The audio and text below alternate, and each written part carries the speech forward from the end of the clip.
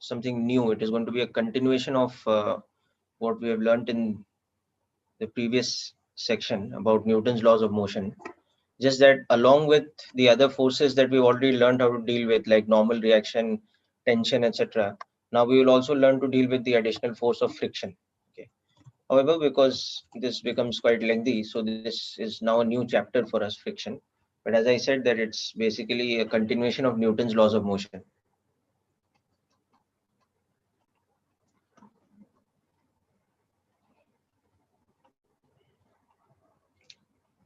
So this is the first session of friction for us.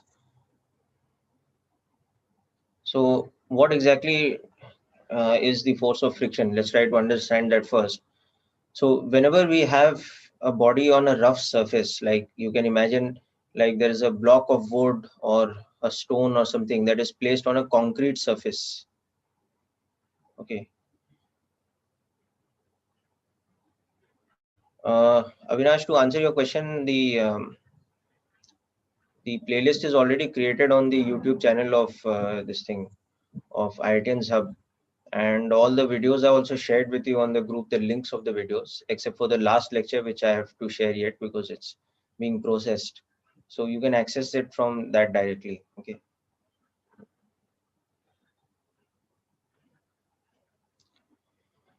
Yeah. So coming back to this, so what is the situation in which we experience friction? So whenever there is a situation where a block or a body is sliding along a rough surface, like imagine you have kept a block of wood on a concrete surface and you're pushing it from with an external force which is horizontal. So first of all, if the force isn't strong enough, it might not move. Okay, especially if the wooden block is pretty heavy and you are applying a comparatively lesser amount of external force. So in spite of applying force on it horizontally, it might not move because there is friction between the rough concrete surface and the wooden block.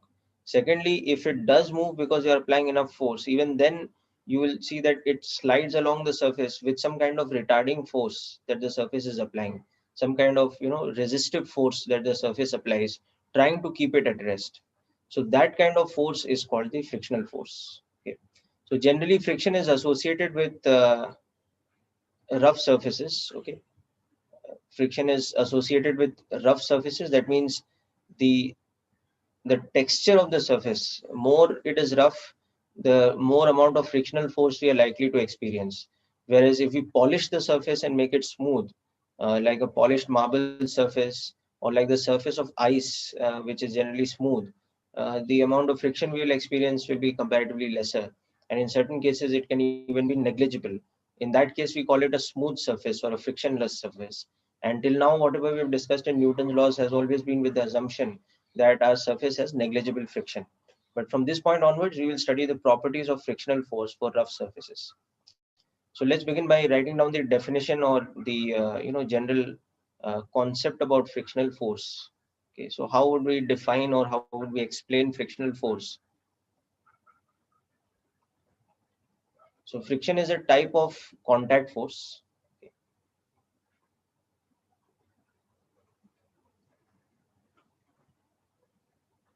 Okay, that acts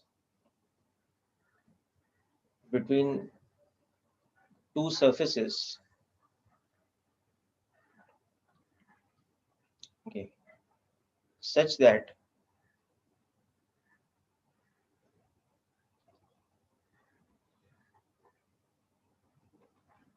either the surfaces are slipping with respect to each other. Okay, and frictional force acts tangentially.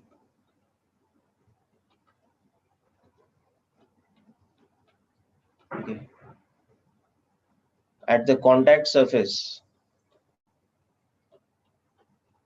opposing the direction of slipping.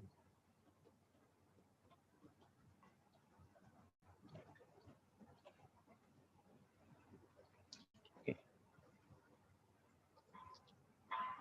Or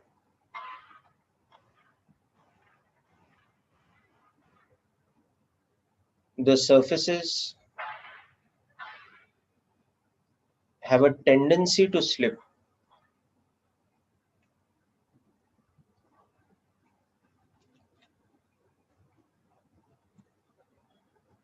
Okay, so I'll explain these with examples. Just write this down first. So they have a tendency to slip due to external forces. Okay, but friction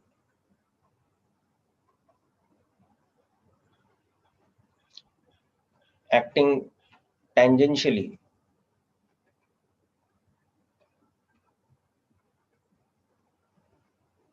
okay, at the contact surface prevents slipping. Rather than opposing it, it is able to prevent slipping.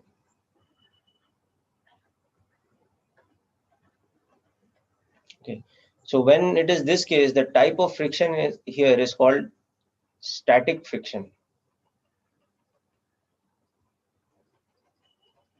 This type of force is called static friction, and we denote it with small f with subscript s. Whereas the first case, the type of frictional force is called kinetic friction.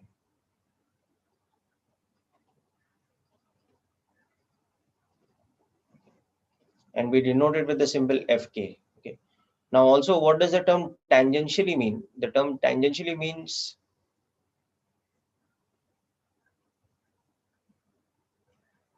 parallel to the surface or along the surface.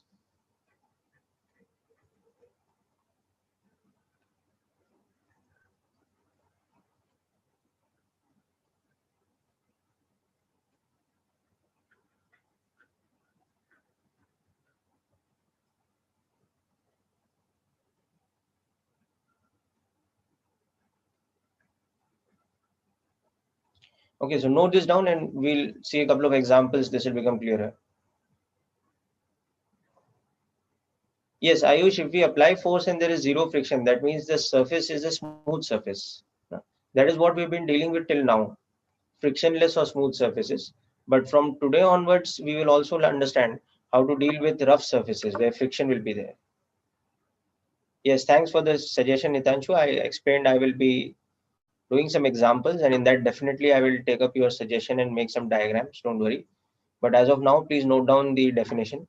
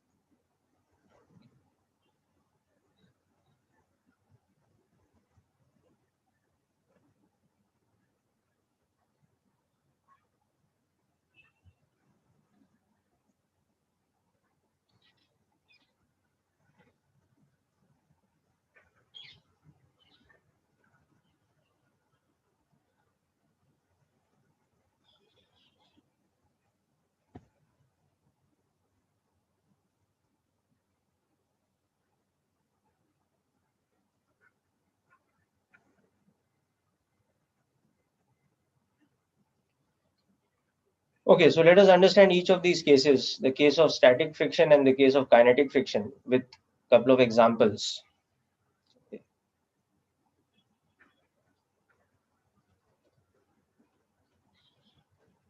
So examples of static friction.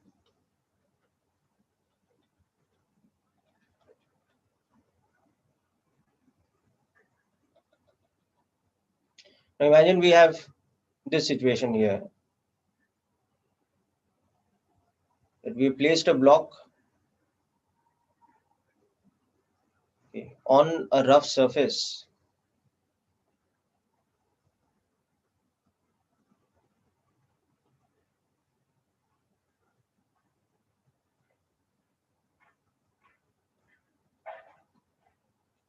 This is a rough horizontal surface, and the block is of mass 10 kilograms. Acceleration due to gravity is 10 meters per second square. Okay. And now what we are doing is we are pushing the block with an external force horizontally, like this. We are applying an external force of, let us say, 20 newtons. Okay. But we are observing that the block remains at rest. It remains at rest. So its acceleration is 0. Okay. So what we are seeing in this example is that in spite of the horizontal external force,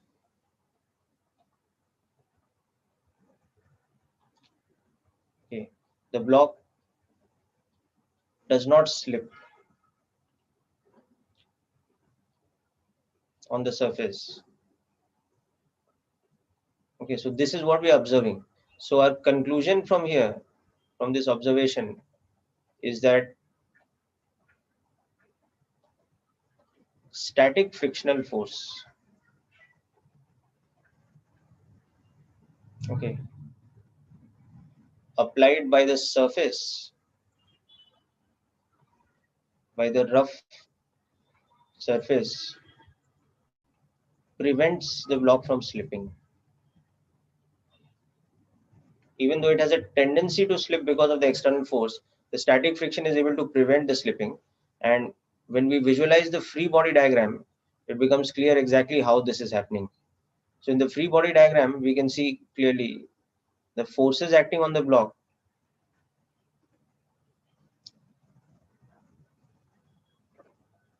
So of course there is weight and normal reaction, but the pushing force that we are applying, okay, what's happening to that force, that is getting balanced by the force that the surface is applying.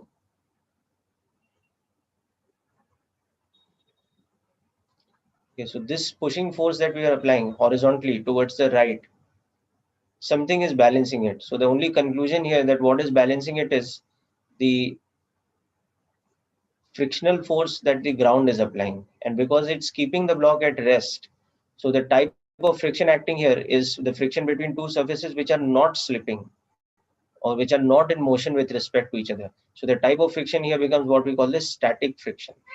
So our conclusion becomes that because the block is at rest, the static frictional force in magnitude is equal to the external force, is equal to 20 newtons.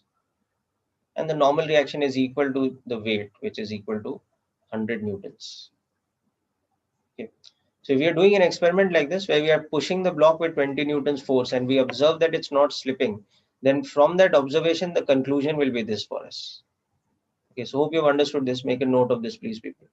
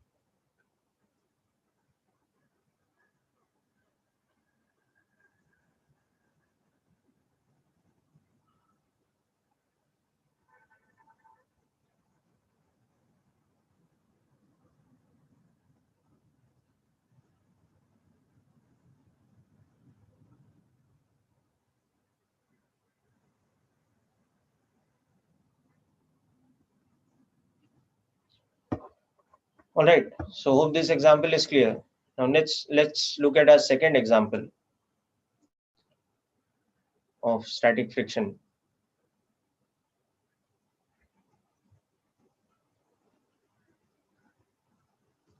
So this time we have a rough inclined plane. So like this.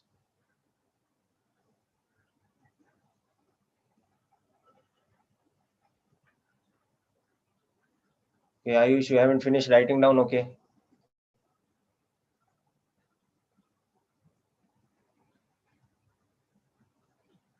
Okay, just finish this up quickly.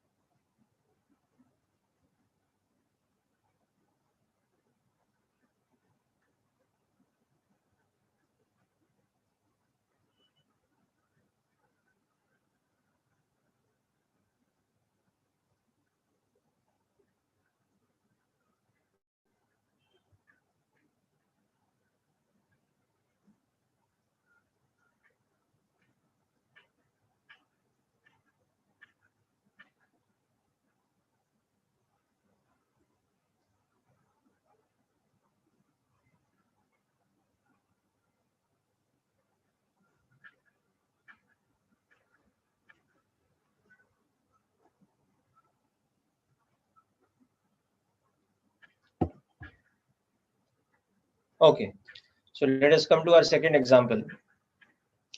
So now in this situation, what we have is a rough inclined surface. Yes, Itanju, thank you for your suggestion again.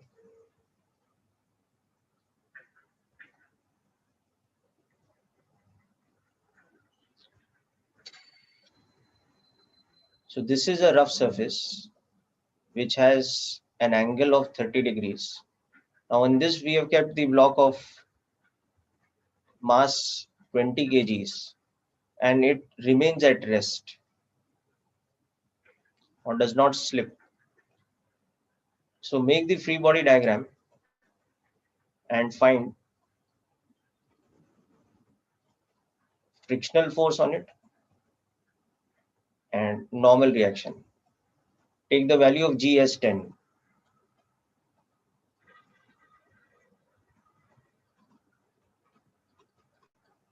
So just work this out quickly, people.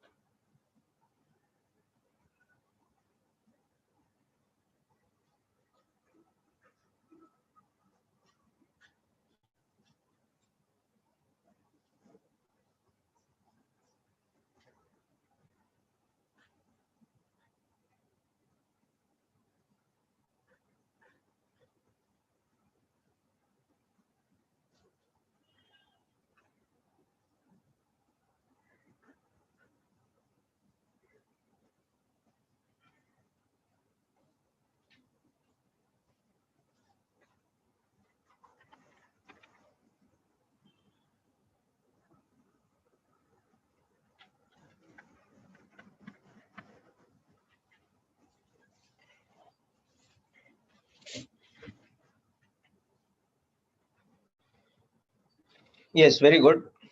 Kunj, your answer is correct. Uday, your answer is correct. Rishi, answer is correct.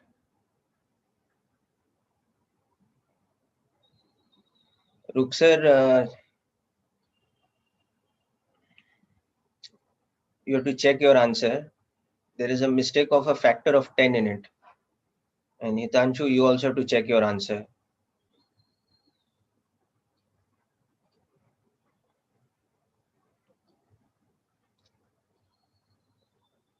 Okay, so here we'll understand that the forces acting on the block are going to be gravitational force pulling it down vertically. Okay.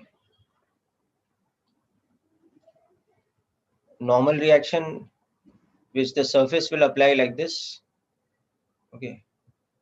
And had it been a frictionless surface, we know that the block would have been sliding down the incline like this. But here it's not sliding down the incline because the friction is acting in such a way that it opposes slipping. So keeping that thing in mind, that the friction is opposing slipping and it has to act tangential to the surface. It has to act in this manner. So the direction of the friction has to be along the surface of contact, but opposing the slipping or preventing the slipping. So these are the forces which will act. Both. Okay. Now we have to calculate the values by resolving the forces and making a proper free body diagram. So in the proper free body diagram, we will take our system of axis to be like this, along the incline and perpendicular to the incline. This will be a system of x and y axis. So we have to resolve these forces. So we can see here that this angle is theta, the same theta as this. So mg's components, they will become what? Mg's components will become mg cos theta and mg sin theta, like this and like this. So these are the components of mg. Okay. And the other two forces we don't need to resolve because they are already along our axis. So our normal reaction is like this, and our static friction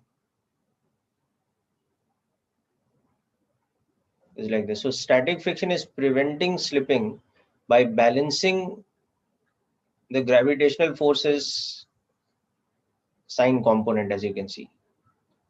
Okay. So that is how the friction prevents slipping in this case.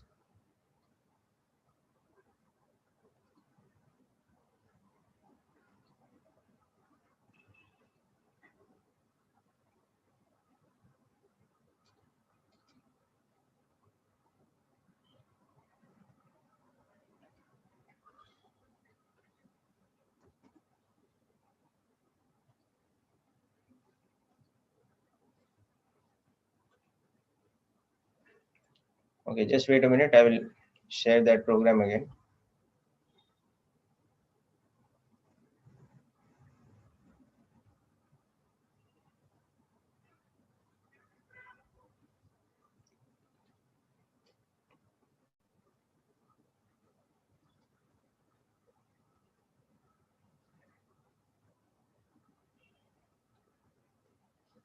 Yes, now your answers are correct, Ruksar. So as you can see, because the block is at rest, our equations will be along the x-axis. Static friction is balancing mg sine theta. So static friction will have a magnitude of m into g into sine 30. Okay. Sorry, m is 20, my mistake. So it will have a magnitude of 100 newtons. So static friction is going to be 100 newtons in magnitude. And normal reaction is going to balance along the y-axis, mg cos theta.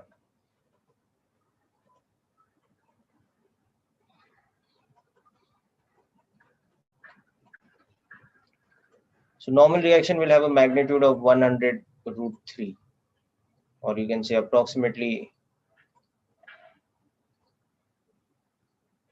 these many newtons.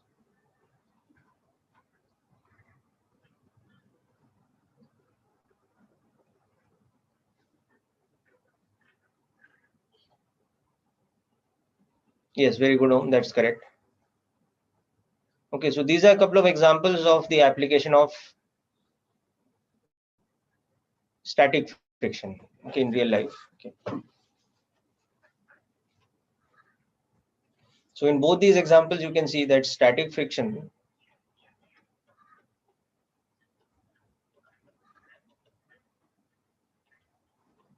acts tangentially,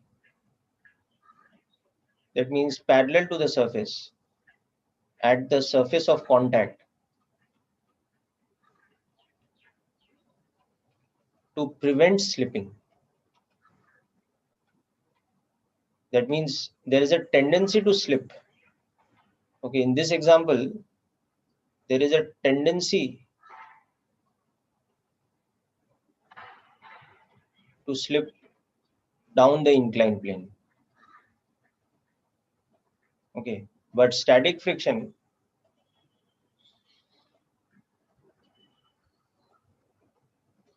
is able to balance mg sine theta and prevent slipping.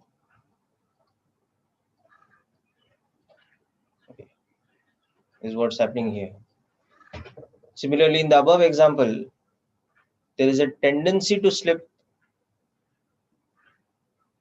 along the positive x direction. Okay,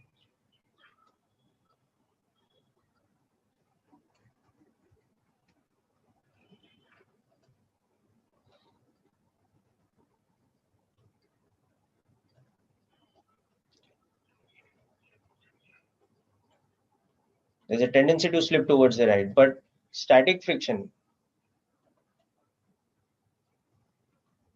is able to balance the external force, okay, and prevent the slipping over here.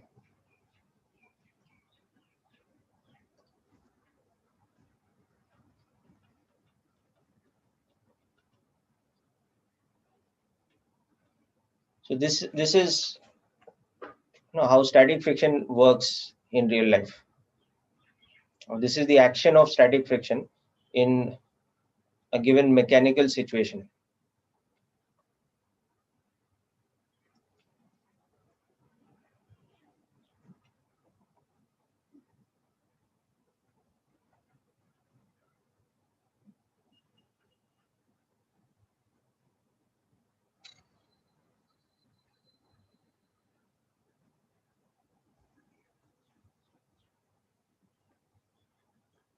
Okay, so just make a note of this, people.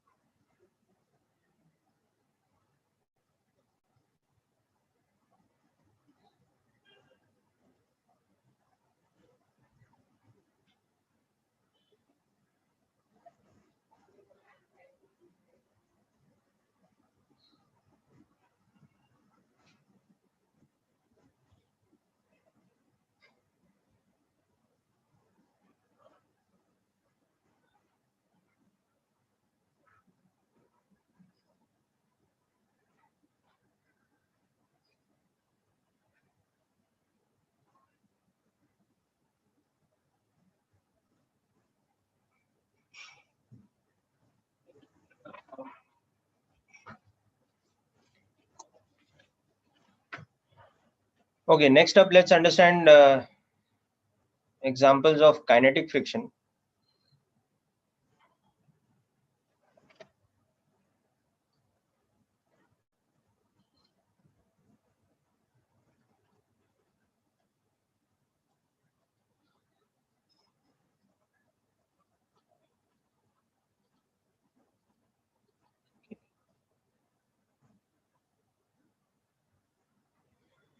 So suppose we have a situation now like this,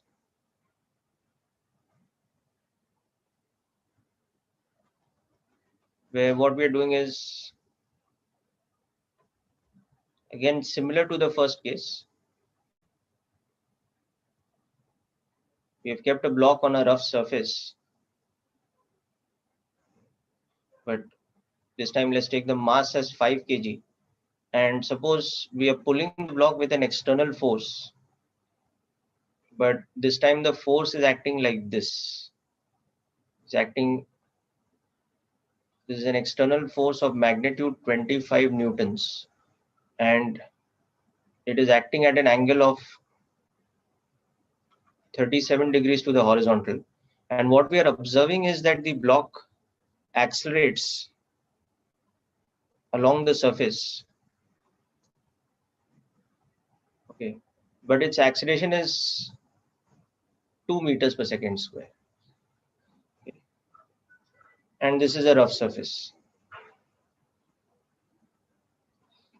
So this is the given situation. Okay, so given that when F external is applied as shown,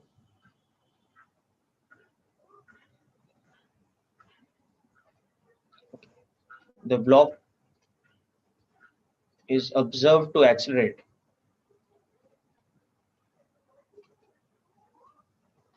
horizontally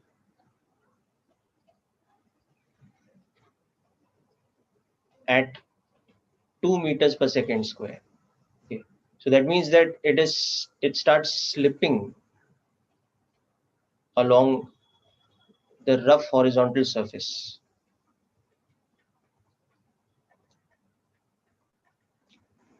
So whenever there is a slipping, whenever there's a situation of slipping on a rough surface, we know that there will be kinetic friction acting.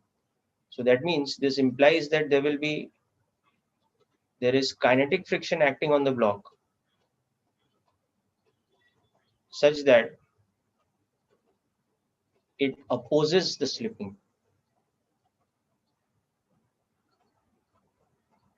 Okay. So next we will make the free body diagram and understand how much this kinetic friction is. So we want to calculate the magnitude of kinetic friction in newtons. So for that, what we'll do is we'll make the free body diagram of the block, and we'll understand the forces acting on it. So obviously there is the external force acting like this, which is dragging it along the surface. But there is also the weight and the normal reaction. But this time, because it is slipping along this direction, there will be kinetic friction along this direction, and the block is having the acceleration.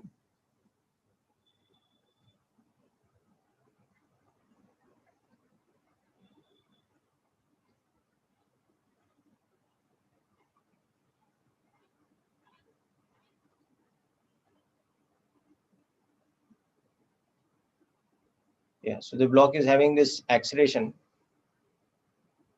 along the horizontal surface. So next up, you resolve the forces from this and find out how much the kinetic friction is.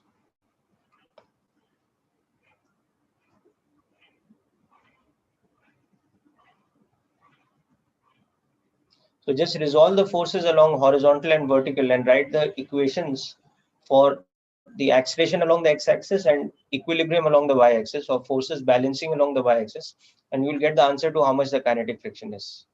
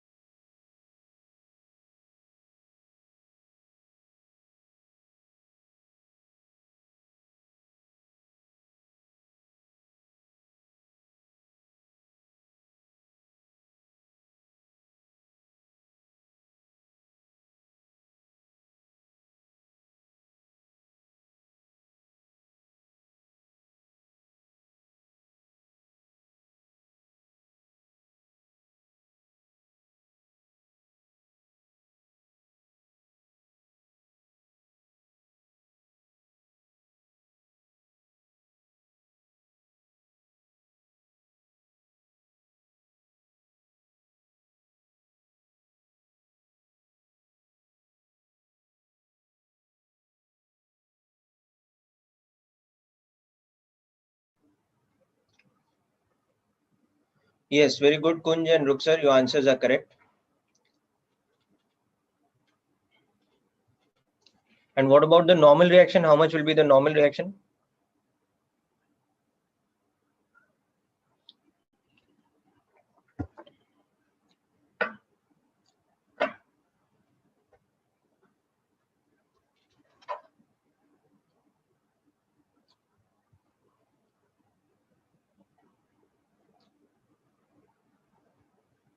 Yes, 35 newtons is correct for normal reaction, Ruk sir and Kunj. No, Uday, the kinetic friction will be 10 newtons in magnitude. Okay, so I'm just giving you the answers first. Okay. So just try to see if you can get these answers correctly. So this should be 10 newtons and the normal reaction should be 35 newtons.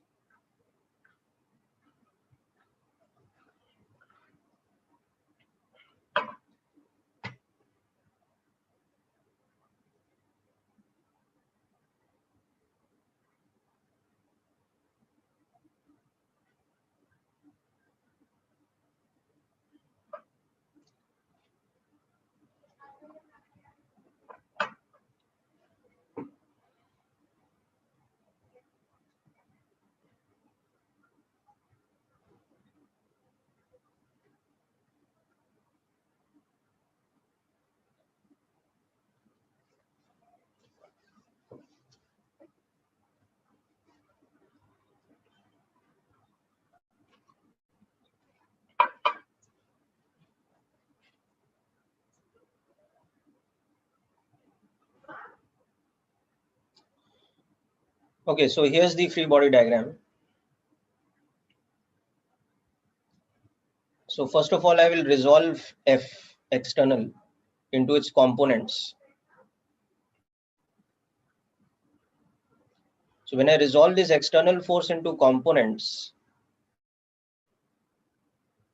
I'll get the horizontal component of it as F cos theta and vertical component as F sin theta.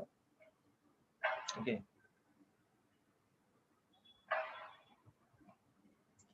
So you'll see magnitude wise, this will come out to be 20 because F external was 25 newtons and theta was 37 degrees. Okay. And magnitude wise, this sine component will become 15 newtons. Okay. And rest of it is very easy, as you can see. Mg is already vertically downward, so you don't need to resolve it or anything, but need to just show the magnitude of the weight is 50 newtons because mass was given to me as 5 kilograms. Okay.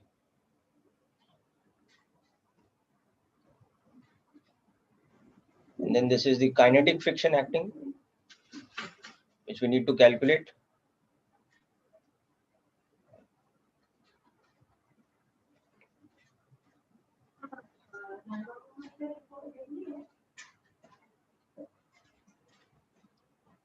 And again, the normal reaction, which we need to calculate.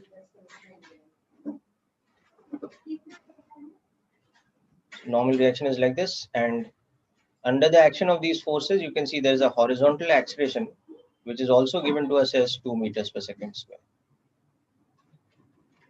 Okay. So our FBD equation along the x-axis will become cos component of F minus minus kinetic friction is equal to mass into acceleration.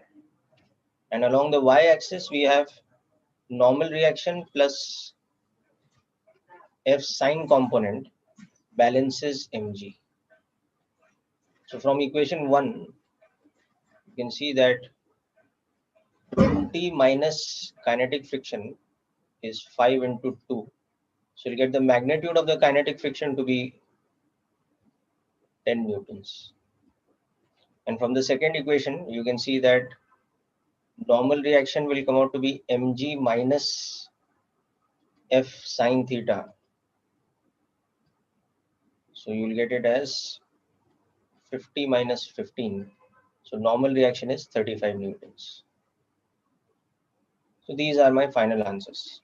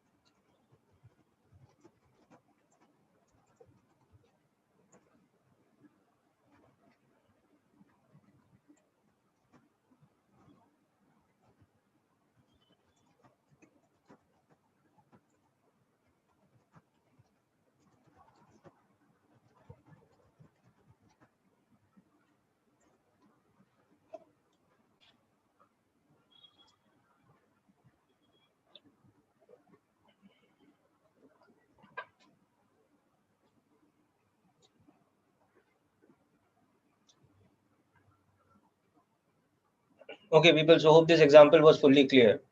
Now let's pick up another example of kinetic friction before we come to more properties about friction. Okay, so far we are just seeing how to calculate the values of friction from data given to us in a question. Now, of course, we will see also how to understand what the amount of friction actually depends on. Okay, it depends on factors, various factors like the nature of the surface, the amount of normal reaction, etc. So those are the properties of friction, and we will come to that very soon. But let's first look at our second example of kinetic friction. So in this example of kinetic friction, let us consider something like this. We have a rough inclined plane, okay, but also we have sort of pulley system, you know. So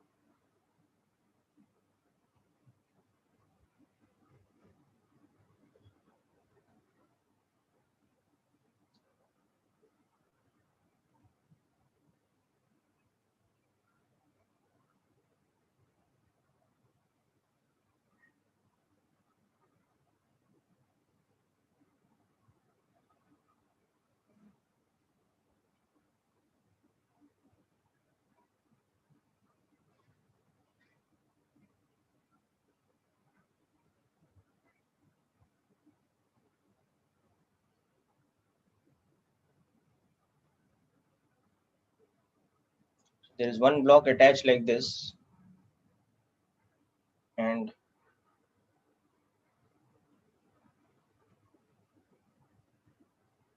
this inclination is theta, and a second block attached like this, and this system is observed to have an acceleration like this. So given that mass of the block A is 50 kilograms, mass of the block B is 100 kilograms, okay, and actually let's take it as 5 and 10. Okay. Acceleration due to gravity is 10 meters per second square. Okay. Now, if theta is equal to 37 degrees, okay,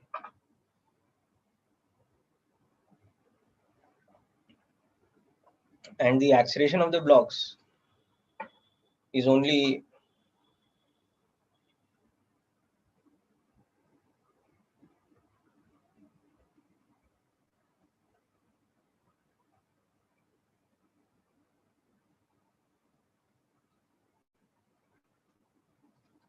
8.33 meters per second square.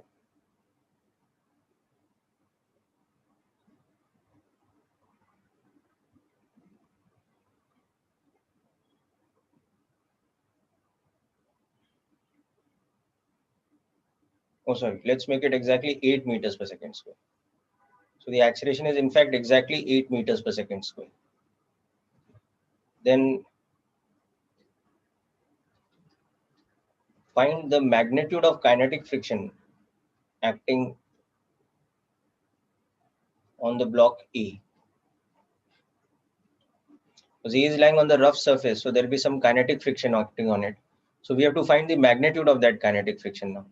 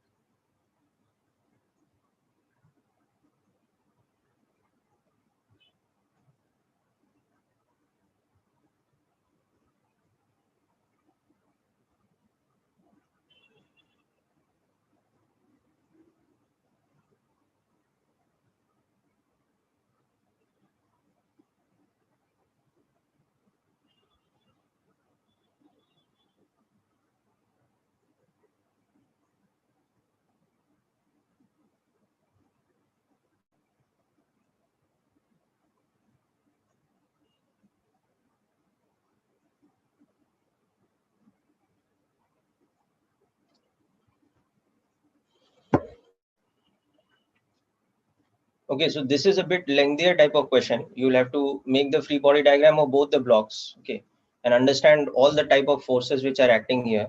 For example, there is tension, the same magnitude of tension acting on A and B like this, okay, and here there will be kinetic friction acting like this on A because it's sliding down the inclined plane, apart from normal reaction acting like this, and of course there is weight of both the blocks.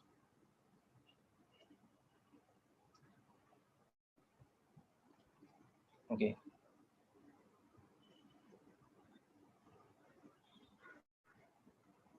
Yes, Kunj, your answer is good, is correct. Very good, beta.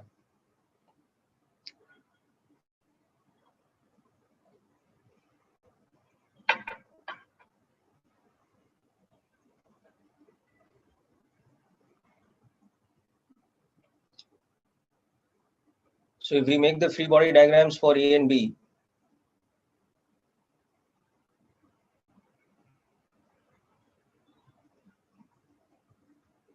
so after resolving the forces, you will see for the block A,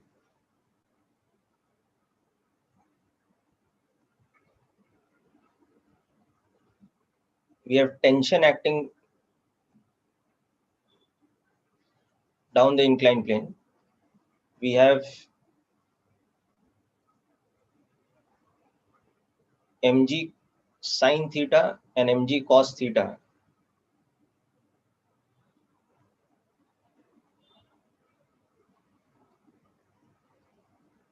Okay, which will be 30 newtons. Which will be, sorry, 40 newtons.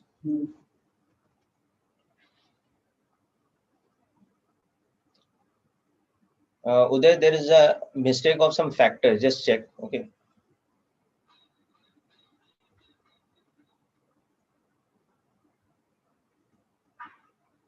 Because we've taken mass of the block A as 5 kilograms, G as 10 meters per second square, mass of the block B as 10 kilograms, and theta over here is 37 degrees. Okay, so then there is kinetic friction, which will act opposite to the direction of slipping. So that will be acting like this. Okay, and of course there will be normal reaction, which will be acting like this. And under the action of all these forces, it has an acceleration of 8 meters per second square. So for block A, we have the equations along the x-axis. We have T plus mg sine theta minus kinetic friction is equal to mass into acceleration. So we have the unknown tension plus 30 minus kinetic friction is equal to 5 into 8. So 30 plus T minus kinetic friction is equal to 40. This is our equation 1. Or T minus kinetic friction is 10. That's our equation 1. Now for B, the situation is much simpler. There are just two forces acting on it, tension and its own weight, which is 100 newtons. And that is giving this an acceleration of 8 meters per second square. Okay, so for the block B, for A, there is also what is happening along the y-axis, which is not really necessary here, but you can see that N is just balancing mg cos theta. So normal reaction will just become equal to 40 newtons. But more important is this equation. Now for B, we will have the single equation that weight minus tension is mass into acceleration. So 100 minus T is 10 into 8. So this will tell us the important thing that the tension is 20 newtons. Okay. So this is our second equation. Now substitute this in first equation. So you have T minus kinetic friction is 10. Okay, so that will tell us the important thing, that the magnitude of kinetic friction acting is 10 newtons.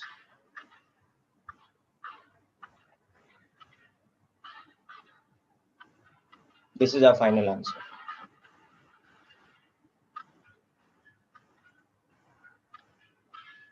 Okay, so I'll just minimize this. Go through this very carefully now and make sure you understand all the steps.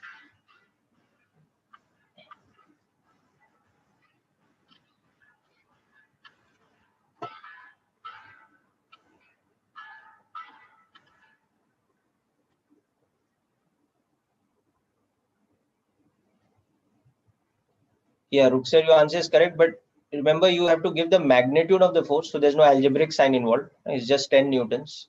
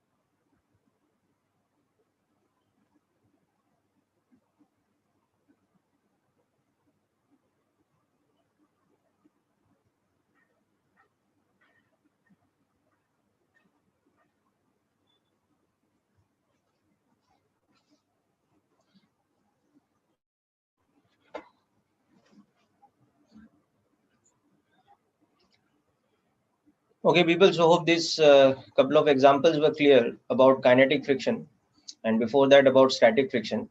Now we come to the really more important aspect about friction, and that is to understand that given a certain surface and a certain object on it, how do we find the amount of friction that is going to act on it when we don't have the data given like this. So how do we know how much friction the surface is capable of applying? So let's understand firstly about static friction's value.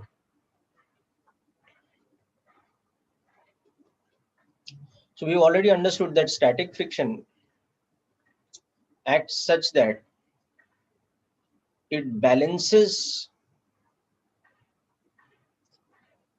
the component of external force which is giving a tendency to slip. So what do I mean by this statement? For example, if I go back to my first situation, I'm applying some external force over here, but the acceleration is 0. So I know over here that the static friction will be equal to the external force. Okay. But supposing in the same example, I was applying the force like this, okay, at some angle theta, and again I observe that the acceleration is 0. So this time I'll understand that what the static friction is doing is that it is balancing only one component of the external force. So in this example, what is happening is that we have to divide the external force into F cos theta, F sin theta, and understand that F cos theta has nothing to do with slipping. F sin theta is only changing the value of normal reaction. So this is the component of force which is giving a tendency to slip. This is not creating any tendency to slip. So what static friction does over here is it acts such that it balances that component. Okay. Similarly, we had seen when we were talking about the inclined surface. Okay. And this block was at rest. So what was static friction doing? Static friction was balancing the component of weight which was giving a tendency to slip. This was the mg sin theta component, and this was the mg cos theta component. So in all these examples, you can see that what static friction does is that it balances the component which is giving a tendency to slip. This is giving the tendency to slip. Okay. Whereas this is not creating any tendency to slip. This is just being balanced by normal reaction. It always acts in such a way that it balances the component of external force which is giving the body a tendency to slip. This is the important thing. Okay. But the thing is that up to what point it can do it. Okay. So, but there is a maximum limit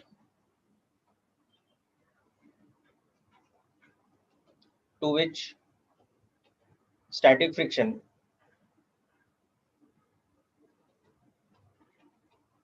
can act. It cannot go, to an infinite value. So again, for example, I was applying the force of 20 newtons, and I saw that okay, the block is at rest because static friction of 20 newtons was acting. Okay, then next I increase the force to, let's say, 30 newtons, and I see that okay, still the block is at rest. Suppose I observe that abhi tak block move nahi kiya hai. So that means my static friction has increased for the same block from 30 newtons to 40 newtons. Sorry, from 20 newtons to 30 newtons. Okay, but at some stage, let's say when I increase this force to, let's say, 40 newtons, now I observe that no, the block starts slipping. And the moment I see that it starts slipping, I know the type of friction acting is kinetic friction. So I can see now that between this and this, what has happened? Okay, F equal to 40 newtons cannot be balanced by static friction. Why? Because static friction has some maximum limit. It can't go beyond that maximum limit. And now I can only understand one thing from this example, that in this case, that static friction's maximum limit must have been greater than 30, because when I was applying 30 newtons, it was not slipping, but definitely it is less than 40, because it's not able to handle 40 newtons of horizontal force. So this is the conclusion I can come to, that it has some maximum limit such that that maximum limit is between 30 and 40. So this is the important thing to understand, that there is a maximum limit to which static friction can act. Okay, and this value, the value of this limiting friction, or the value of this maximum limit of friction, is called limiting friction. The name given to it is limiting friction. Okay, and we can just denote it with the symbol static friction's maximum value. So we'll just denote it with simple symbol like this. It is Fs maximum. Okay, so right down up to here. Next, we will see what factors determine the value of this limiting friction. Okay, so we will see that there are certain physical factors which determine what is this maximum friction, whether it is going to be 32 newtons or 35 newtons, or can we increase it to 45 newtons. What are the factors that determine this? We'll discuss this next.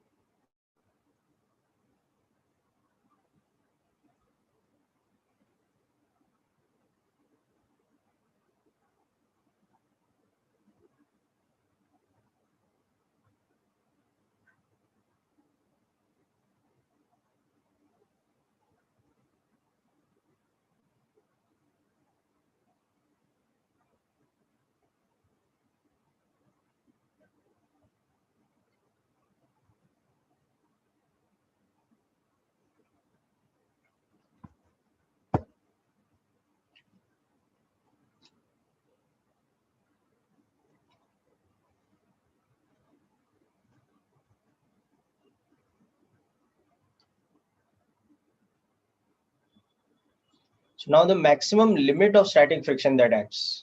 Okay, the limiting value of static friction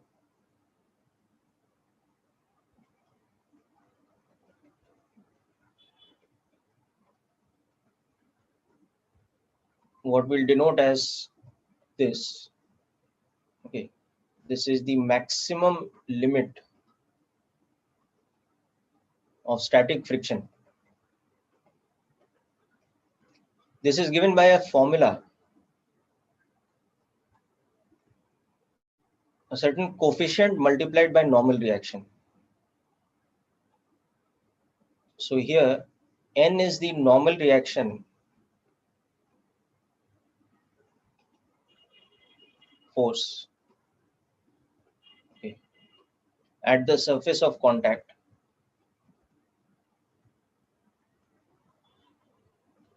Okay. And this term mu s, this symbol is called mu. Okay, so this is a Greek alphabet. Okay, so this symbol mu s is called the coefficient of static friction. Okay, it is a dimensionless or unitless term.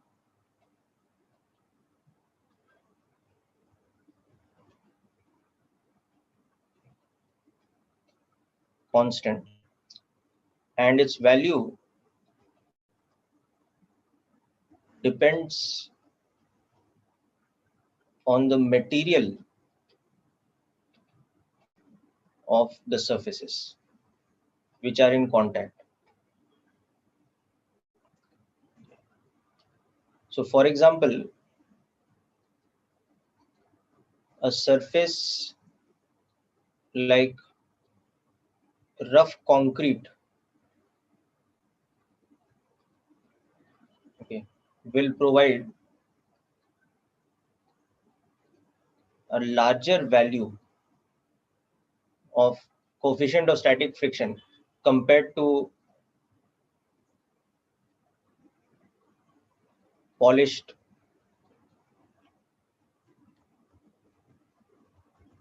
compared to a surface like, let's say, polished wood.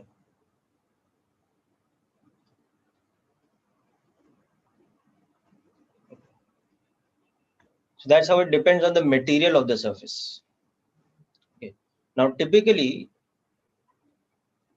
generally speaking, the value of static friction coefficient is between 1 and 0.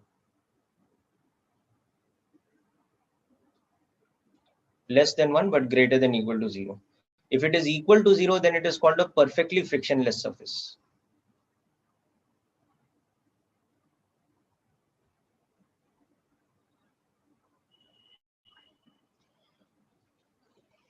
So from this point onwards, when we are dealing with numerical problems, the coefficient of friction will be given to us in the question itself.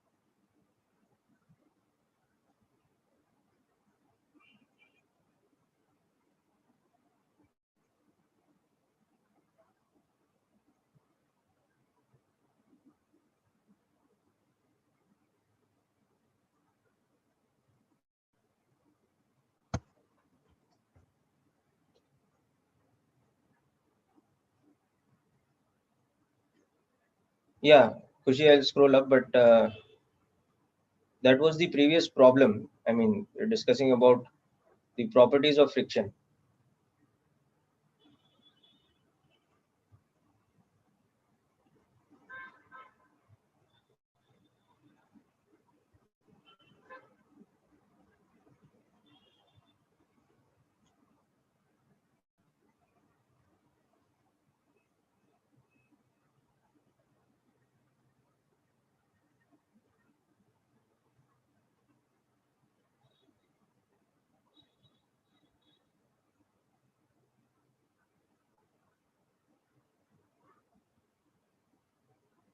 Okay, done, beta? Yes. Okay, so now let's understand the application of this concept of coefficient of friction. So the most obvious direct example is like this, that if we have, like we've been doing all along, a block kept on a horizontal surface, then how much force we need to apply to make it move? Okay, that is the simplest level of question, provided we are given the coefficient of kinetic friction and the mass of the block. So now, suppose the mass of the block is m, and this surface has a coefficient of static friction because it's a rough surface. Okay, and this is at rest initially. Now we need to move it by applying a force F horizontally. So in this given question, the block of mass 10 kg, suppose, is initially at rest, okay, on the rough surface, which is having coefficient of static friction, suppose 0.25. That is what is given to us. Okay, now find the maximum force F that can be applied horizontally such that the block will not slip.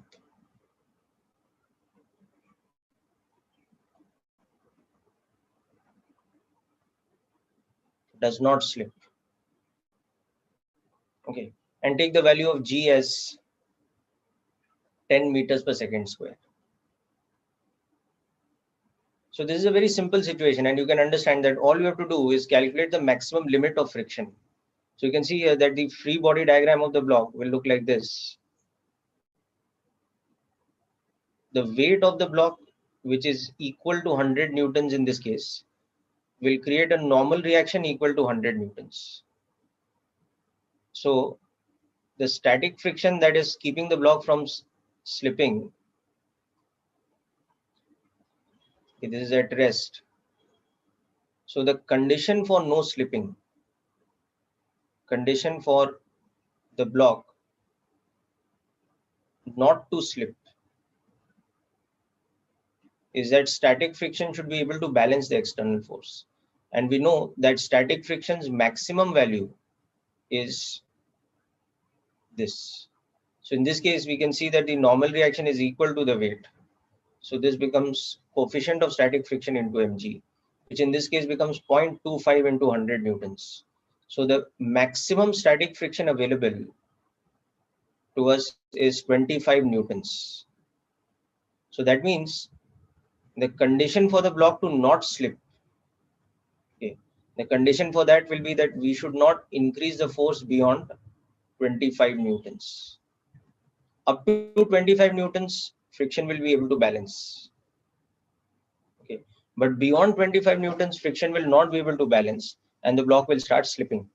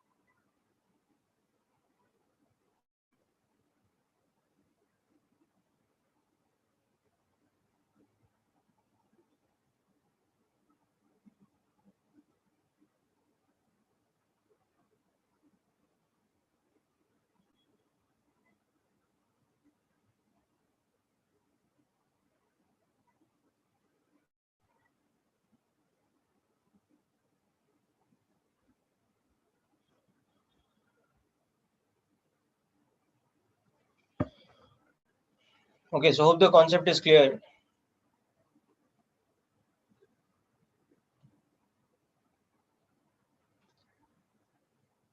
Okay, now the same situation, suppose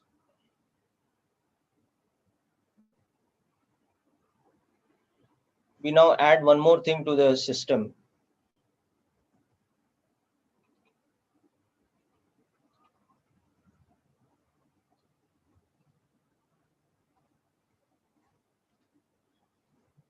So suppose this time what we are doing is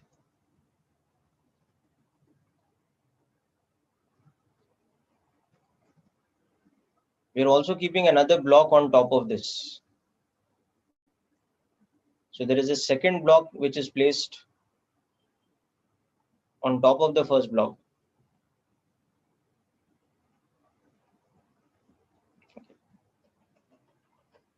Now M1 is equal to 5 kilograms, M2 is equal to 10 kilograms, and suppose the coefficient of static friction this time is 0.2.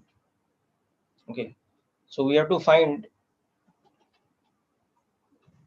the frictional force acting on the block M2, okay, applied by the surface when, so this is a smooth surface, okay, but this one is the rough surface. So you have to find how much frictional force will be acting when this external force that we are applying, again the system is initially at rest.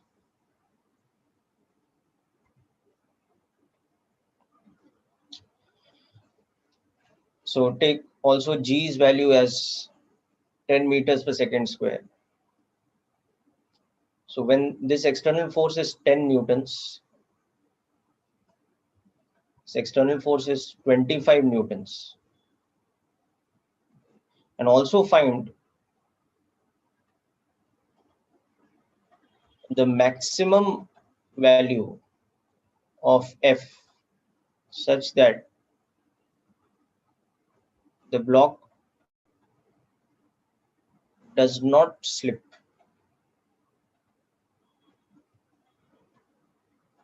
Okay, so just work out this question quickly, people.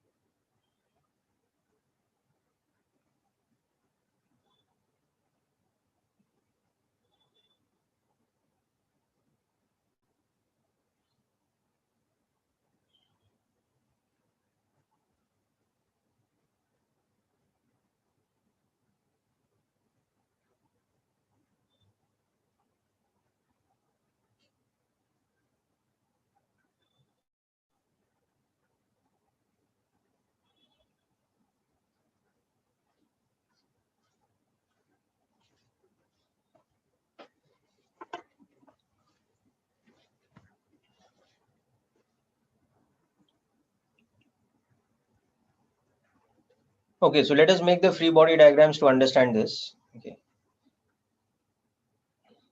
So in this you can see that M1, its weight is 50 newtons. So the lower block will be applying an upward normal reaction on it, which will be also 50 newtons.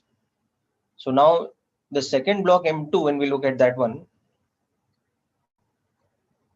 so on this block, what is happening? The upper one is applying a downward normal reaction of 50 newtons. Okay, then its own weight is 100 newtons.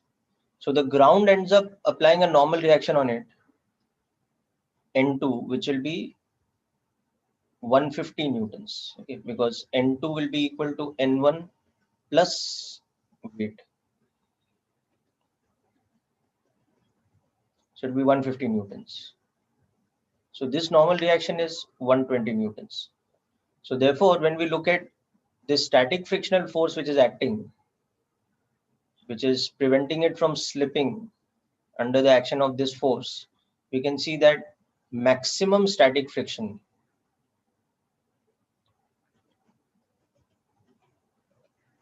at the floor. Okay.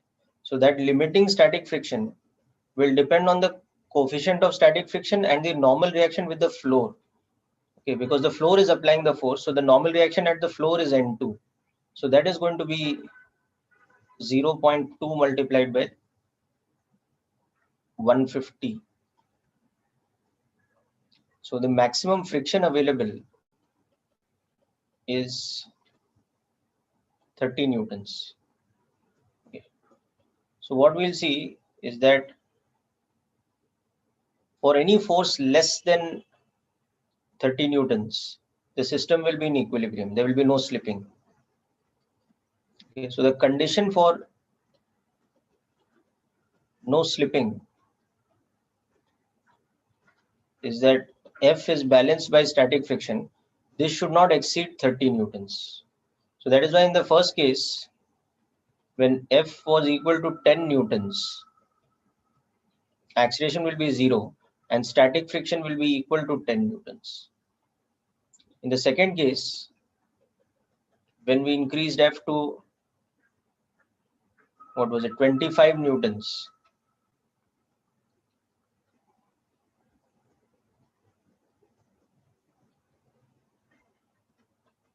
then also static friction will balance that 25 newtons and the acceleration will be 0. And for the third thing, the maximum force such that there is no slipping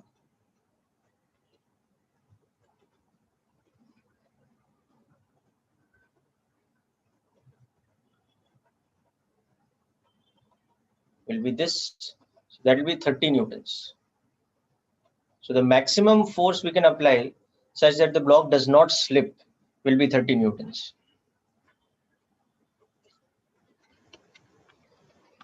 Okay, people, so hope this is clear to all of you.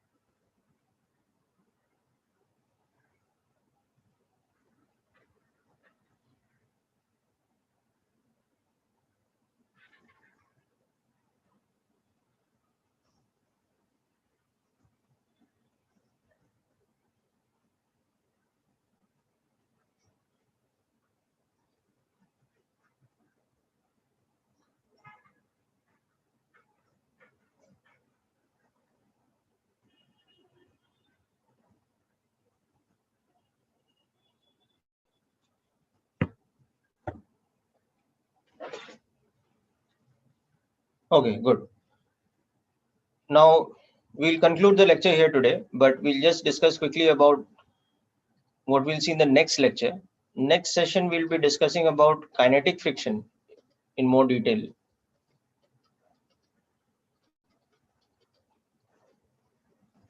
So we will see that whenever there is slipping, whenever there is slipping at a contact surface,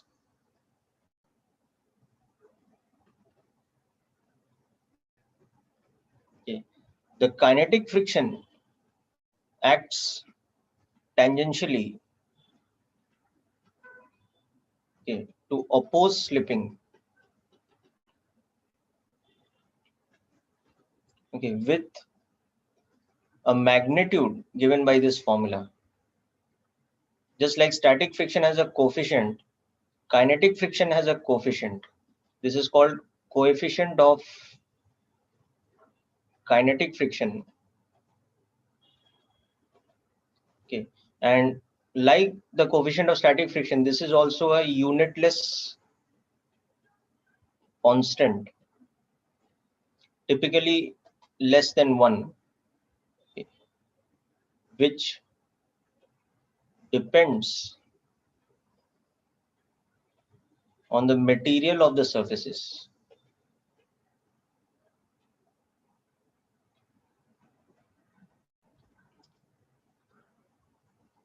Okay, so whether a block is being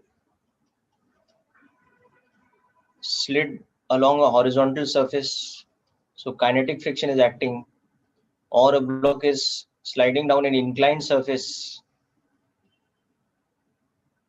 so kinetic friction is acting. Okay, whatever be the case, the magnitude of kinetic friction will have a fixed value. The magnitude of kinetic friction has a fixed value independent of the external force tangentially moving the body.